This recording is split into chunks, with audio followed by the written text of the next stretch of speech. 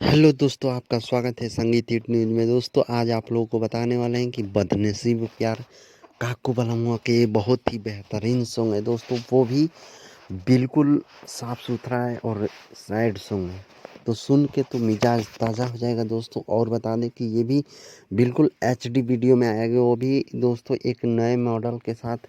और इस सॉन्ग को आप लोग लिखे होंगे, जानते होंगे कौन दोस्तों। ये लिखे हैं इरशाद बेदर्दी और म्यूजिक बनाए हैं विकास बिहारी जी। दोस्तों, लॉन्चिंग की बात आई तो दोस्तों बताते हैं, ज़रा ठहरिए और वीडियो को लाइक कर दीजिए। देखते देखते चैनल को सब्सक्राइब कर दीजिए दोस्तों, बेल आइकन प्रेस कर दीजिए और दोस्तों थोड़ा थोड़ा शेयर भी कर दीजिएगा।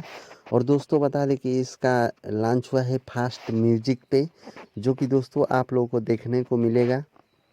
तो इस वीडियो को शेयर कीजिए और खेसारी लाल यादव की आवाज़ में गाने वाले काकू बलमुआ को भी आगे बढ़ाइए और इस वीडियो को भी आगे बढ़ाइए। थोड़ा थोड़ा शेयर कीजिए व्हाट्सअप फेसबुक पे। चलते हैं, बाय बाय, टाटा, वंदे मातरम, जय भोजपुरिया समाज।